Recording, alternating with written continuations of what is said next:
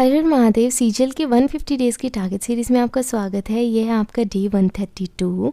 Maths में हमने geometry start कर रखा था।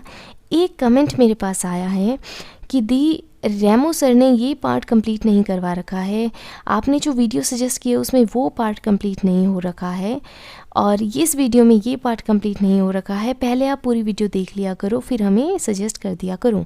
देखिए, मुझे पता है कि कौन सी वीडियो करके आपका कंप्लीट हो जाएगा और कौन सी वीडियो करने के बाद कुछ रहता है तो क्या करने से वो चीज़ कंप्लीट हो जाएगी। लेकिन आपको लगता है कि फिर भी कुछ लैग करता है तो आप उस पार्ट को अपने एंड से ज़रूर कंप्लीट करिए, आप कर सकते हैं। लेकिन अगर आपको इतना एतबार है, विश्वास है, तो इतना ज़रूर सोचिए कि दी जो है वो सारी चीज़ें कंप्लीट करवा देंगी।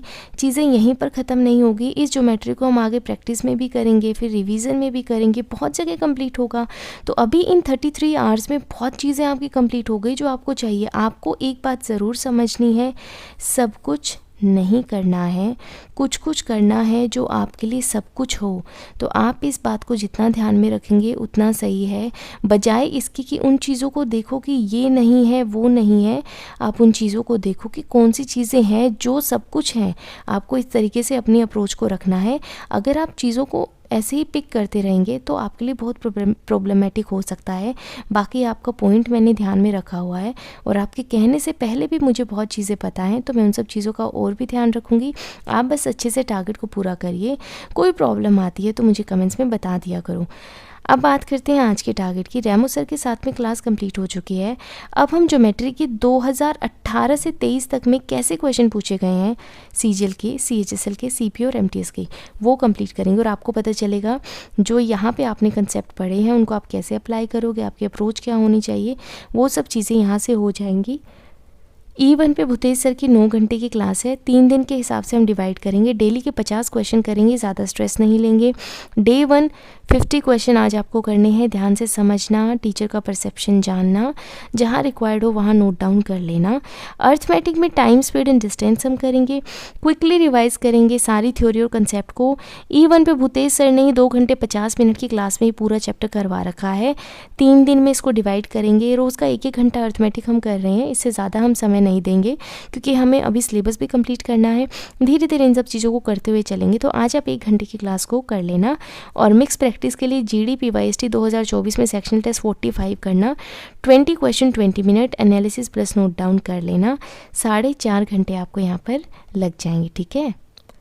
रीजनिंग में रिवीजन में हम डाइस चैप्टर करेंगे। छोटा सा चैप्टर है, इजी सा चैप्टर है, ज़्यादा कंसेप्ट्स भी नहीं है।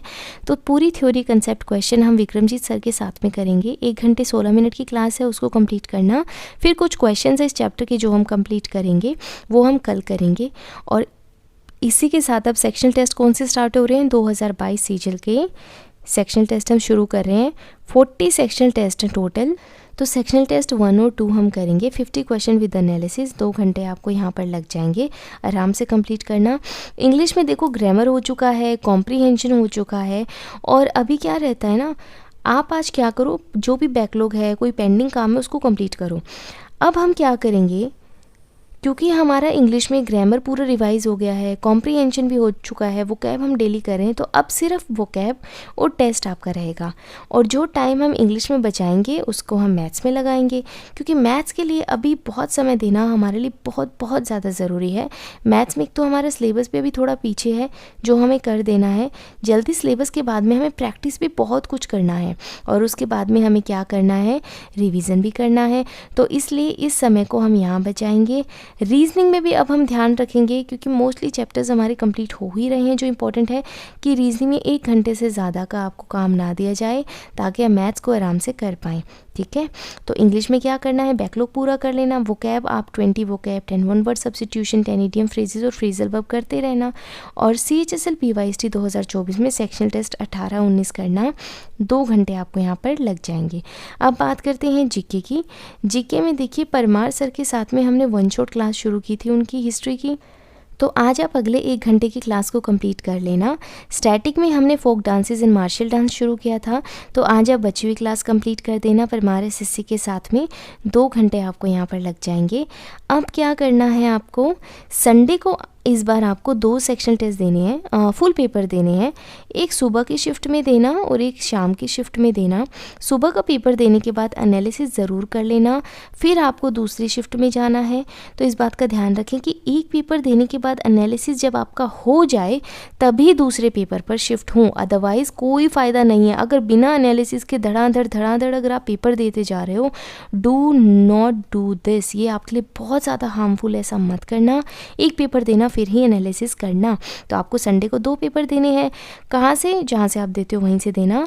अगले कंटिन्यूशन में पेपर दे देना और कोशिश करना कि प्रीवियस ईयर क्वेश्चन दो, क्योंकि देखो CHSL के इतने पेपर हैं, CGL के इतने सारे पेपर हैं हमारे पास, CPO के भी पेपर हैं हमारे पास, तो बहुत सारे पेपर हैं। आपको मॉक्स में जाने की ज़रूरत नहीं है। मॉक्स थोड़ा सा क्या होता है ना, रेलेवेंट भी नहीं होते हैं और थोड़ा सा हट के होते हैं। और ये जो आपकी PYP रहते हैं वो आपको थोड़ा ट्रू पिक्चर दे देते हैं। एक तो अगर हमारे पास टेस्ट की कमी हो तो समझ आता है मॉक में चले जाइए, लेकिन अगर आपके पास टेस्ट की कमी नहीं है तो प्रीवियस ईयर क्वेश्चंस के साथ में ही स्टिक करिए, उनको कंप्लीट करिए। तो आप 2 टेस्ट देना। पूरा टारगेट 10.5 घंटे का है। कोई भी डाउट या प्रॉब्लम है तो मुझे कमेंट्स में बताना और अपना ध्यान रखना। हर हर महादेव।